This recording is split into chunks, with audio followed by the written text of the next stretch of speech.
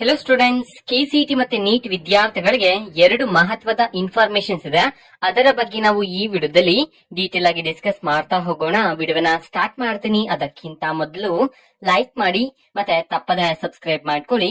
ಈಗ ನಾವು ಇನ್ಫಾರ್ಮೇಶನ್ ಅನ್ನ ತಿಳ್ಕೊಂತಾ ಹೋಗೋಣ.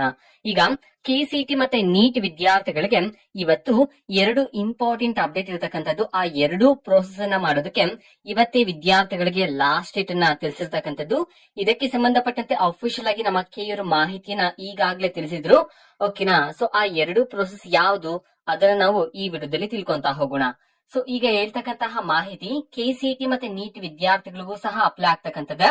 ಓಕೆನಾ? ಅಂತಂದ್ರೆ ಇಂಜಿನಿಯರಿಂಗ್ ವಿದ್ಯಾರ್ಥಿಗಳಿಗೆ, BSc nursing, medical, dental, AYUSH ಈ ಎಲ್ಲಾ ಕೋರ್ಸ್ ಗಳಿಗೆ ಸಂಬಂಧಪಟ್ಟಂತೆ ಈ ಒಂದು ಮಾಹಿತಿ ಅಪ್ಲೈ ಆಗ್ತಕ್ಕಂಥದ್ದು. ಸೊ ವಿದ್ಯಾರ್ಥಿಗಳಿಗೆ ನೀವು ನಿಮ್ಮ ಅಡ್ಮಿಷನ್ ಆರ್ಡರ್ ಅನ್ನ ಡೌನ್ಲೋಡ್ ಮಾಡೋದಕ್ಕೆ ಇವತ್ತೇ ಲಾಸ್ಟ್ ಡೇಟ್ ಇರತಕ್ಕಂಥದ್ದು.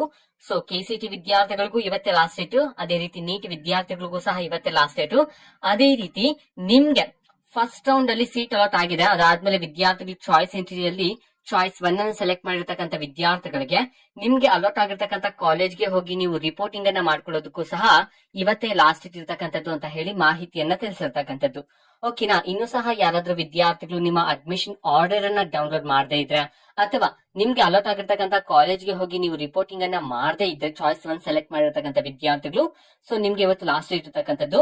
ಓಕೆನಾ? ಸೊ ಇದು ಇವತ್ತಿನ ಒಂದು ವಿಡಿಯೋ. ಮತ್ತೆ ಕಮೆಂಟ್ ಮಾಡಿ ತಿಳಿಸಿ. ಮತ್ತೆ ವಿಡಿಯೋ ಇಷ್ಟ ಆಗಿದ್ರೆ ನಿಮ್ಮ ಫ್ರೆಂಡ್ಸ್ಗೂ ಸಹ ವಿಡಿಯೋನ ಶೇರ್ ಮಾಡಿ. ಆಲ್